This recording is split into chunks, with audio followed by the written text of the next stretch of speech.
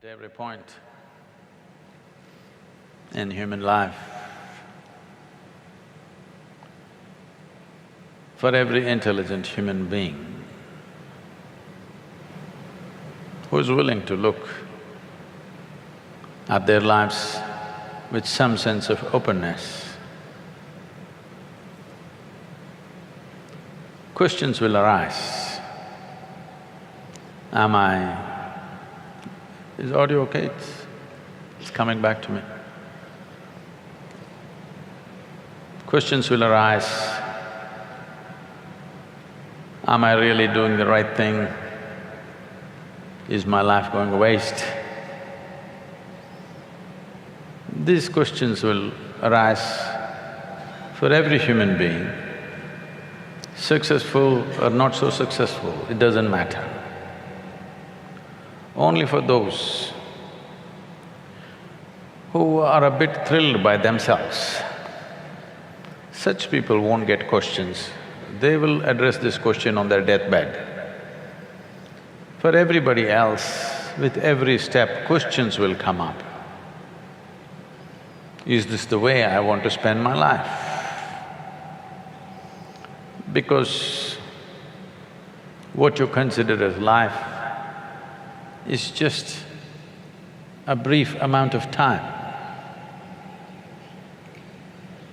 If you're joyful, if you're a very joyful and exuberant human being, it's a very brief life.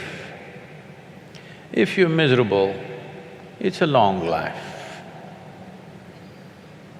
Because you have noticed in your life, on a given day, if you're very happy and exuberant, 24 hours pass away like that.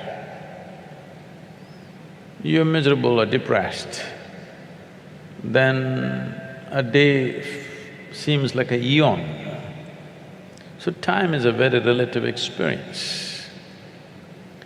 Those who are successful, reasonably joyful, questions will come up because time is just slipping away. Life is just slipping away. Is this what I want to do? Is this the way I want to be? So reinvention becomes a relevant factor.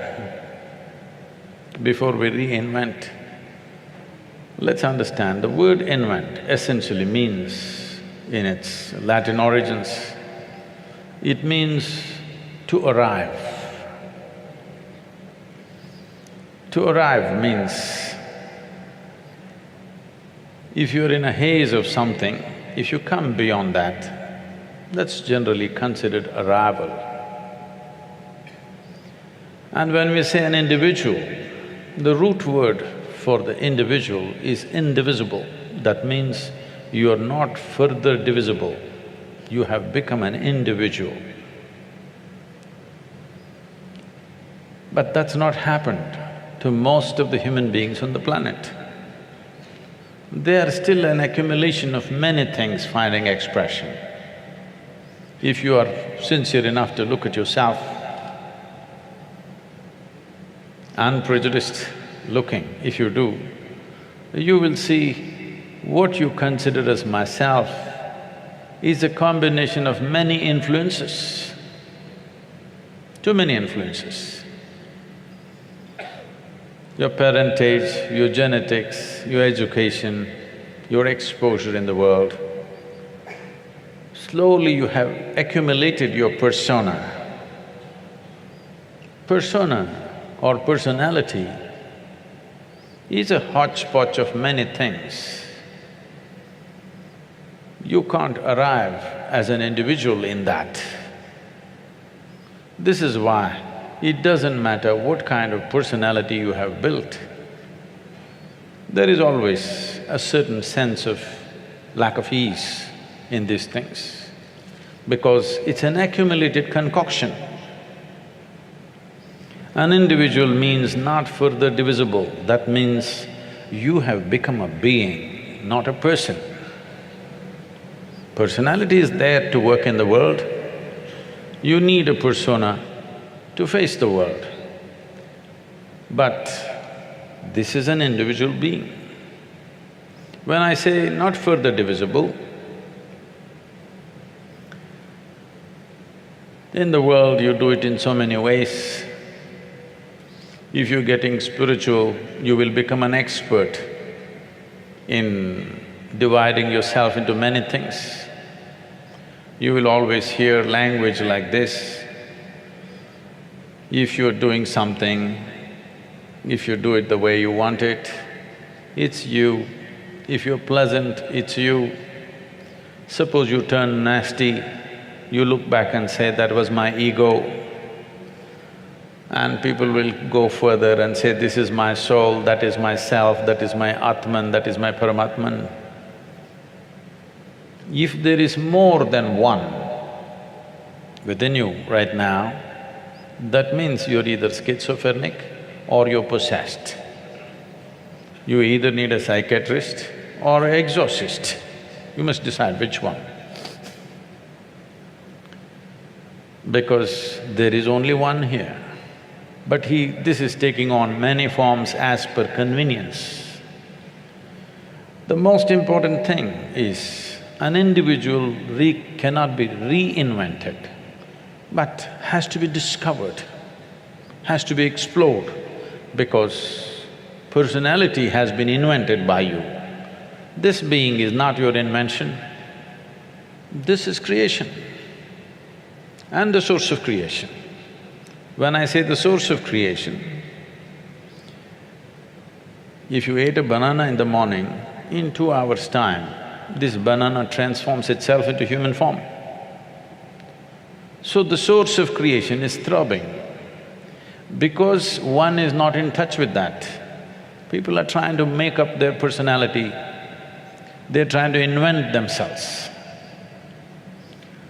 If you want to function at your highest level, you should not invent yourself, you must discover the nature of what this is. These things are happening because there is no experience of what this individual is, so we are making up things. We make up things by identifying ourselves with many things that we are not. Starting from the body, it is obvious that you were not born like this. Were you? It's a question. Were you born like this? You came like this and became this much now. I'm asking, are you all natural birth or did you drop from heaven, please? Hello? All normal birth, not a heavenly drop. If you're normal birth, you were born like this and now you became like this. Obviously the body is an accumulation. The content of your mind is also an accumulation. Everything that you have is an accumulation. What is an accumulation can be yours, can never ever be you. What you accumulate, you cannot consider that as myself. So fundamentally, because one does not strive, because the society in which you grow up, because the education systems did not make any effort to connect you with the dimension of this individual who is not further divisible, you start identifying with things. The moment you took on identity, your mind works only around what you're identified with. There is a very beautiful situation which occurred in Akbar, the emperor, his life. When he was very young, when he was an infant, due to some political situations, he was separated from his mother for a period of time. Because he was separated from his mother, they brought in another woman who also had a child to nurse Akbar when he was an infant. So she had a boy who was a few months older to Akbar, and she breastfed both these children. Later on, Akbar's mother came, and at the age of 12, he was coronated as the king. By the time he was 25, He was known across the known world as a great emperor. Somewhere along the way, he gave a few villages to this boy who was the son of this lady who breastfed Akbar because Akbar felt, we drank the milk of the same mother, so both of us are brothers. So he gave a few villages to his elder brother. But by the time he was 30, that man lost everything and again penniless. Then one day he got a bright idea. He thought, my younger brother has become a great emperor. If I go to him, maybe something will come my way. So he came. Akbar was deeply identified with this, we drank milk from the same mother, so we are brothers. So he welcomed him with the honor that should be given to an elder brother and brought him in and kept him in the court. But he is a village dud who doesn't know one thing from the other. He just looked around at the things that were happening in Akbar's court. Akbar had gathered enormous talent of musicians, mathematicians, all kinds of talent. He looked at all this, dazed by this. Then time to leave was coming. Then one day he told Akbar, see, the reason why you are doing so well here is you got some really smart people around you. If I had such people around me, I would also become a great emperor. Especially you have this Birbal, he is too smart. If I had a man like him with me, I would also build a great empire. Akbar felt very guilty that his elder brother is feeling like this. He told him, if you want, you take Birbal with you. So this fellow felt very encouraged and said, yes, if Birbal comes with me, I will also become a great emperor. Then Akbar called Birbal and said, my elder brother wants you to go with him. You go with him and do whatever you need to do with him. Birbal's eyeballs rolled. What is he going to do with this fool? Then he said, my lord, why me? I will send my elder brother with your elder brother. And Akbar also was relieved because he didn't want to lose Birbal. So he asked this fellow, is it okay if Birbal's elder brother comes with you? The fool thought, if Birbal is so smart, his elder brother must be super smart. And he said, yes. Next day morning is the send-off party, the full assembly of the court. He is leaving, the brother, elder brother. Birbal walked into the court with a bull on the rope. And Akbar looked at this and said, what is this? He said, my lord, you wanted my elder brother to go with your elder brother. Here he is. Akbar got really angry. Are you trying to insult my brother? He said, no, my lord, we drank milk from the same mother.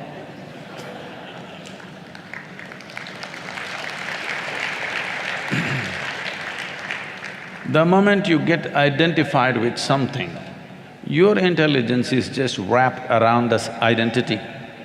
It is because of these identifications, not one, many, a complex web of identities, you become a person instead of being an individual.